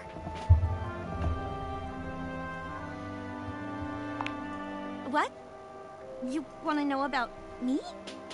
Oh, no. No. You just spoke with the mayor. A little old fuddy-duddy like me can't hold a candle to someone like her. I just handle the paperwork, that's all. Pay me no mind. Anything else I can help you with while you're here?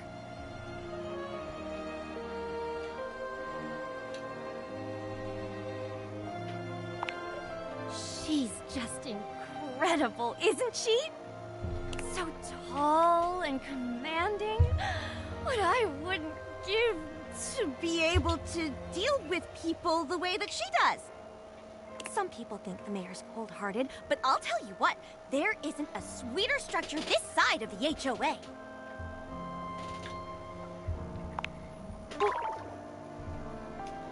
What do you mean by that, exactly? I just think she's a really remarkable ceiling, that's all. Besides, she's my boss, so I couldn't begin to comment on her outside of professional opinion.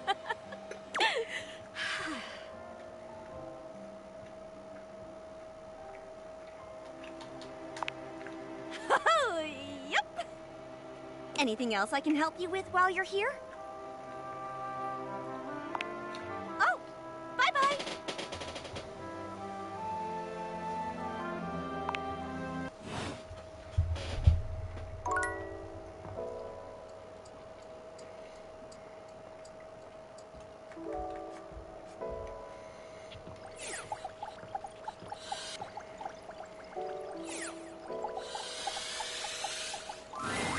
It's my favorite customer.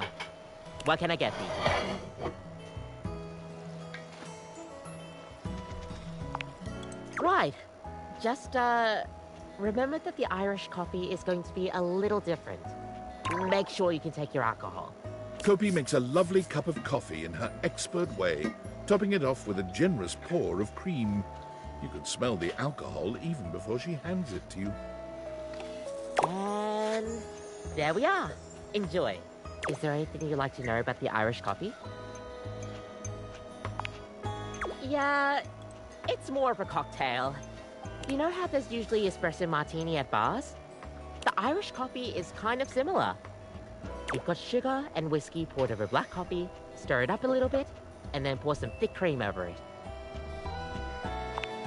Oh, but trust me, it really makes it all worth it when you prepare it correctly. We'll see you next time.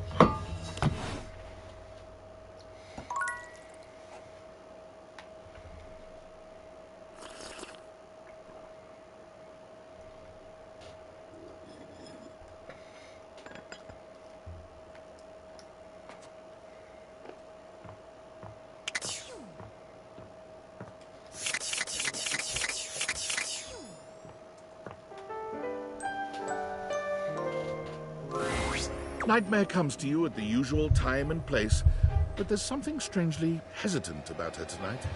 She fidgets with the dark wisps at the edges of her being, the same way one might fidget with their hair. Hello, my dear.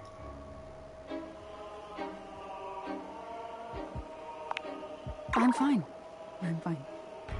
The other night, were you afraid? You know, I did my best, but I got the feeling you weren't all that scared. Poor Nightmare.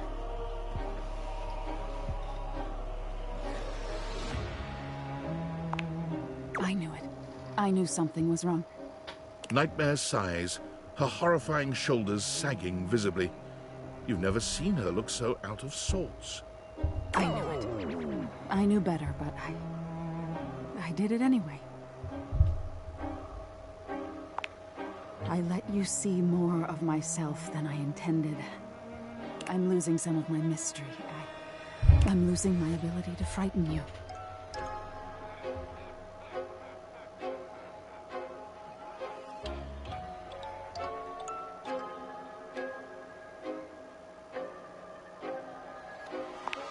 Different? Nightmare turns to look at the wall to your left, which is now just one massive mirror. When she sees her own reflection, She screams.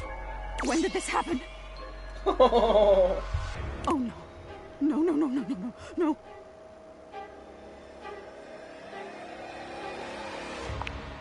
No! Nightmare is pulling at the shadows that make up her body, like one might pull at clothing. I just thought if I could teach you about fear, you'd learn about the darkest reaches of your mind and stop fighting your nightmares. If I can't even scare you, what good am I?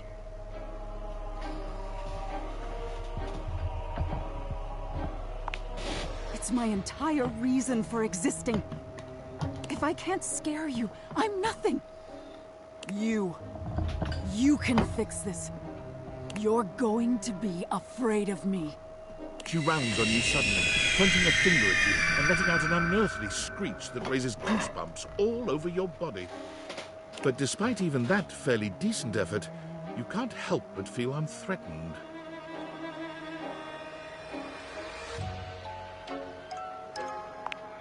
You could have sold that a little better, you know? Thanks for trying. Nightmare sighs. How is this your dream and I'm the one having a nightmare? How do you deal with this?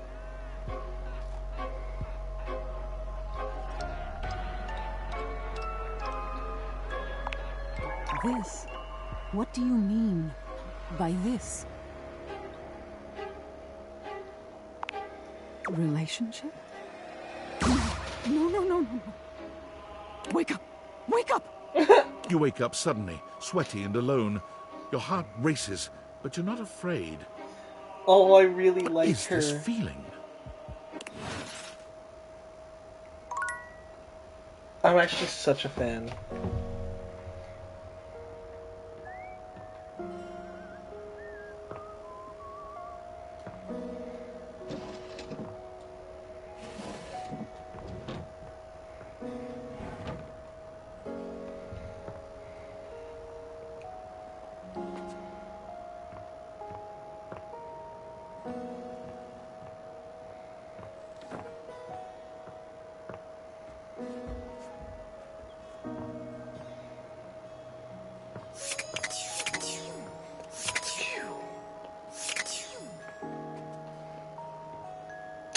Who do I feel I'm talking to?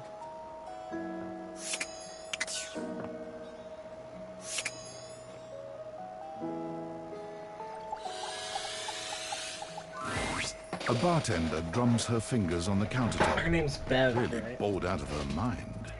Her long red-orange hair is pulled back into a ponytail that flows down her back, like the drinks she pours so expertly. She makes herself a drink, taking a small sip of it and setting it down. You're Someone's here! Welcome to my humble bar, the Tipsy Tumbler. I'm Beverly, but you can call me Bev, or Beverly, or Madam Proprietress. That would be so cool.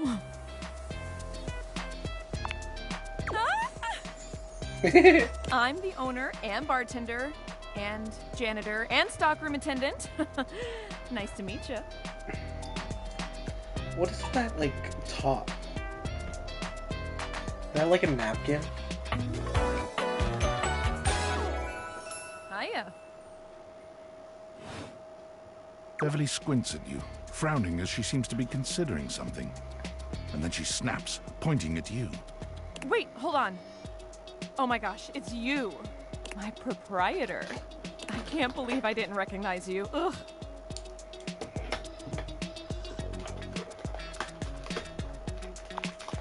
Yes, you? Who else so charitably bought this adorable mini bar for me so I could set up my dream bar? I owe you a huge debt. You have free drinks for life here. Welcome to the reopening of the Tipsy Tumbler. And I know what you're thinking. Oh, Bev, that's a lot of openings. Did something happen the first 6 times you tried to open the bar? Nope, nothing.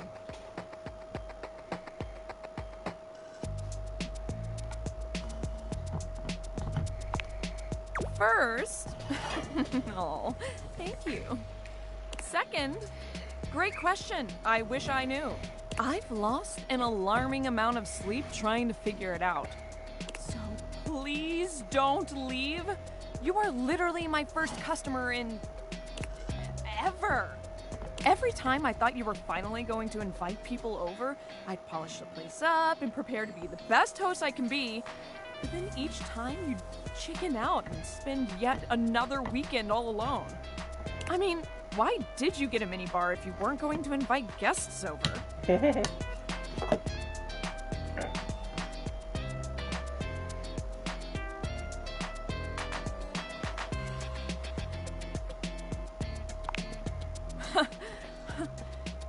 But that's... Okay. It's all water under the bridge. You'll have to talk to River if you want that. Anyway, that's enough babbling for me. So take a seat and let me fix you something already. Please, let me fix you something. First and foremost, am I making you a cocktail or a mocktail? Mocktails are the non-alcoholic versions of a cocktail. Just as fun and delicious, but without the burn. Or the drunk part, obviously. Excellent. So, what'll it be? Jack and Coke. I don't know any of these.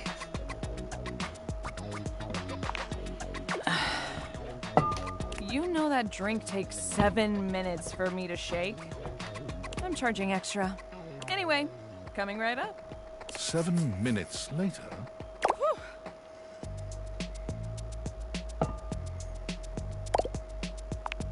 You lift your glass to your lips, taking an extended sip. How was it? Well, after 6 grand openings, I got a lot of practice in. Plus, with a name like mine, I should know my beverages pretty well. I really don't want to close this place down. I've put my bar and soul into it.